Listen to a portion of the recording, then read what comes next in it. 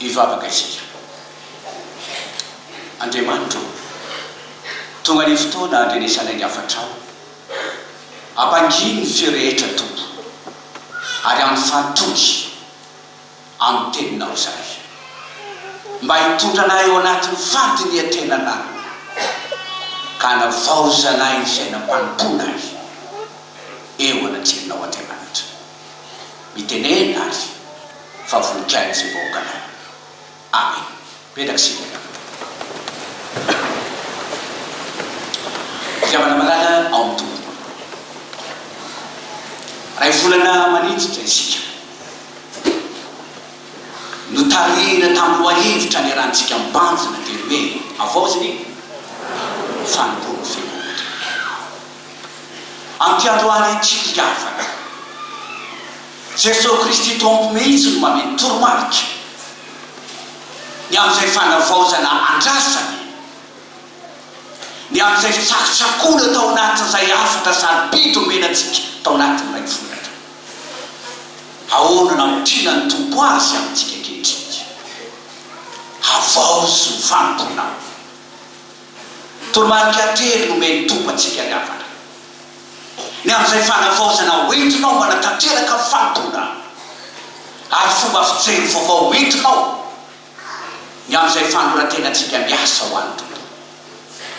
Fanavaozana voalohany narasan'ny tompo amintsika ary famihezana tamin'izay rehetrarehetra zay tety. Voalohany havaozy ny fanoram-panompoana zay tsy minariava. Omeo lanja mihoatra ny zavatra rehetra ny fanarana ny tompo.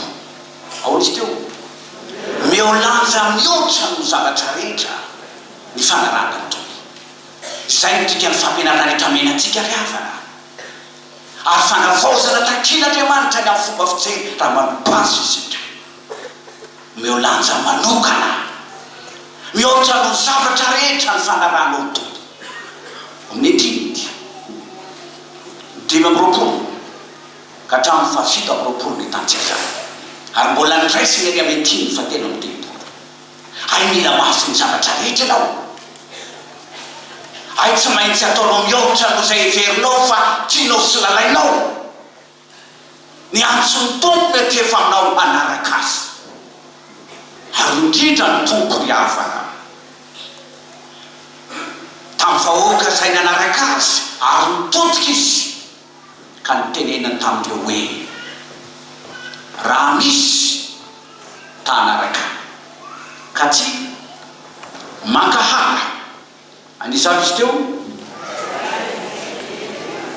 mankahala ny rainy, reniny, vadiny, zanany, rahalany, anabavity.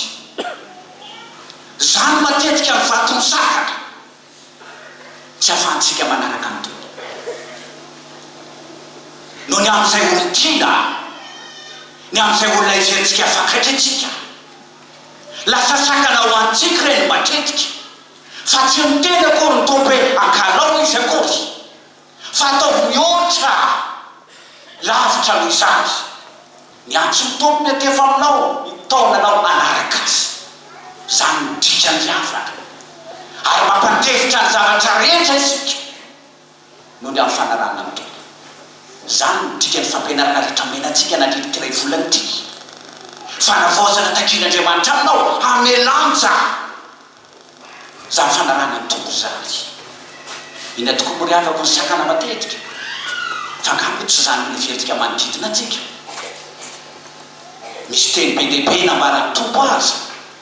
Raha ny antso anisy teny lahy izy dia ahoana izy anaraka anao eny fa losa anao ina moa andeha velomana tramoko anao aloha andevina ny raika kanefa zany rehetrarehetra zany ampianarany tompo atsika.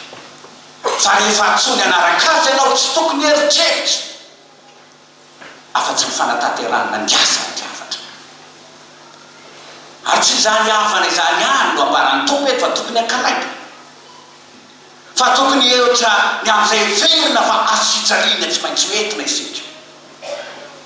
Na misy tanaraka okizy an-tantena hitonanina asitsariana ka anaraka tsy maintsy mitondra ny asitsariana isika.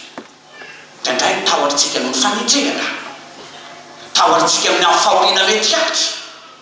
Ary ny olona manao fanavozana ry hafa tsy maintsy mitondra asizanitra, ary tsy mora mitondra fanavozana na manao réformation na ry hafa tahaka izay nataony Josiah zay voalaza teo, fa tsy mandeo azy ny fanavozana ataotsika, fa tsy maintsy hatraminao ny fanenjehana, tsy maintsy misy fanakianatra. Ary ny olona manao ihany ny zavatra tsy maintsy atao inona? Enjehana. Fa tsy zany akory nataonao sakana, ny amin'izay iosonao amin'ny fanarana ny taona sy fanaovana ny asany. Ary zay tiany tompo ampitaina eto ry havana malala, miolanja manokana, mihoatra amin'ny zavatra rehetra n'inona?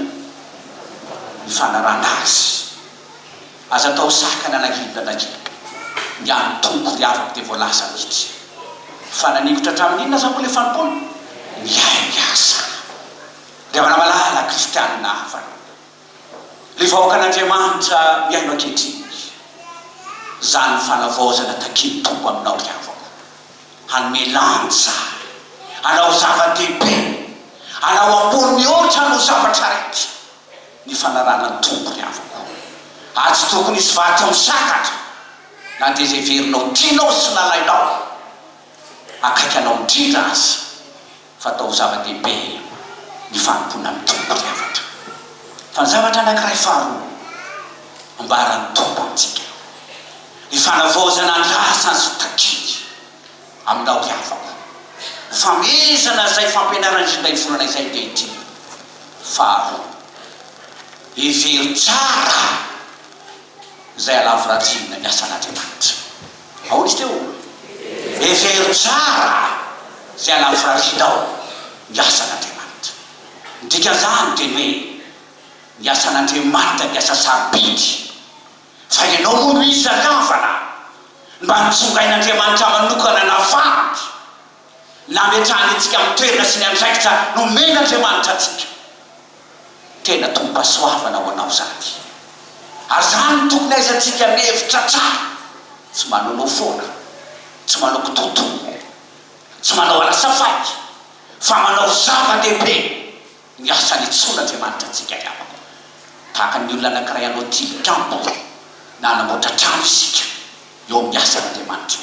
Ary iza moa nanao trano na anao tilikambo, tsy anina aloha hipetraka handinika isaina ny amin'izay mety ho landy, sola manao izy ka manomboka ka tsy mahavita, mezan'ny olona fotsiny. Ry hafanao, atao zava-dehibe aminao miantso ny tompo ry havana, lay fanomponana ny endrenjy sy ny fidianatra ary nametrahany anao. Mandiny tsara, sainy tsara, hevery tsara, ary ataovy zava-dehibe ny fiomanatra hiatrika zany asa fanompona izany. Mahita nyreto akanjo fotsy be lehibe mpiandro reto aza toloana ry havako, fa zany asan'Andriamanitra nitsongatsika zany. Enao nataon'Andriamanitra fitaovana, enao manehoan'Andriamanitra ny fahefany, ary enao nataon'Andriamanitra hitondra ny anaratra. Zava-dehibe ny tananao mitsotra iny, fa tena tanan'Andriamanitra ety mitondra fanafahana, tondrana fanasitraratra, tondrana famotrena, amafahana ny olona n'izay ketra mamatotra azy, indrindra fa ny hery maizina sy ny satandra. Zay fantatra fa ny fahavalo iditsika dia tsy ho famandraha na vatana hita maso, fa fanaratsy etin'iza moa rivotra, tsy maintsy miombana, tsy maintsy mandinika, ary tsy maintsy mihevitra tsara sika ao anatin'izany asa zany. Sola hitondrana elatra ny anaran'Andriamanitra ry havako. Zany asantsika ny mpianjy tena asa fitsapondra, tahaka ny hôpitaly anankiray, tena mila fiomanam-bosaina amam-panatanteraka zay, mba tanteraka ary mba tonga ny asa tanterahantsika tena hitondra famonjena ho an'ny olona rehetra. Ary zany tsy havako tsy avy hatrany akory asa ondrapitro na tsy mianitsika avy any an-trano, tonga dia mitany moloboka tsy miavana, tontolo alina manontolo ianao, tsy maintsy mandinika, mandiniteka, ary tena tsara fiomanatra mitsakitsaky tsara mifamatotra fiainatra amin'ny Jesosy Kristy lay tompony asa tsy kitotono tsy arasafay ny asan'Andriamanitra riavatra takizany to sika fiangonana manontolo amin'ny asa sy ny andraikitra ny tsy mitombo atsika hevery tsara sainy tsara ny amin'izay entina hiatrehana ny ady izay mitanterahantsika fahasasaram-pety ny asan'Andriamanitra riavatra zany lay fanavaozana takilan'Andriamanitra isory amin'izany foany atonoy zany arasafaitsika tamin'izay zany avelao amin'izay ny kitotoa amin'ny asa fanomponan'Andriamanitra riavana fa fanavaozana andrasan'Andriamanitra amintsika hevery tsara apetrao tsara stratégie entinao manatanteraka ny asa zay mitanterahantsika riavana malala ary tsy zany azy fa tahaka inona moa isika olona anankiray ndeha hiadrika fahavalo isika tsy maintsy miomana mieritseritsy ny amin'izay hiatrehana entina mandresy zany fahavalo zany riavana Jesosy Kristy ny fiainany dia fiainam-pandiniana tena avy manatanteraka ny asany dia tsy maintsy manina aloha manokana fotoana tokam-bavaka mandinika lany ary tena miezaka mifamatotra amin'Andriamanitra raiky mametraka ny asa ampelantanany toko ary zany jiava fanavaozana goavana andrasan'Andriamanitra amintsika mazava zay voalohany fa inona ny voalohany miolanja mihoatra ny zavatra rehetra ny fanarana ny tompony faharoa hevery tsara alafirarina ny asan'Andriamanitra ary fahatelo fanavaozana andrasan'Andriamanitra ny tompo mihitsy no miteny kodiny anao dia pastera no mampiresaka eto fa izy no miteny aminao androany ny afatra fahatelo fanavaozana taky mitoera ho mahatoky hatramin'ny faty eo amin'ny andraikitra napetra amin'ny tompanao mitoera mahatoky hatramin'ny faty eo amin'ny andraikitra nametra amin'ny tompantsika zany zay ditatsika riavana eo amin'ny andiny efatra amin'ny telopolo hitatsika eto fa hoarina toy sira isika mpanompon'Andriamanitra sira hitondra ina ho fanasina any amin'ny filazantsara riavako matino fanasina no ampiasay ao fa eto magaga filazantsara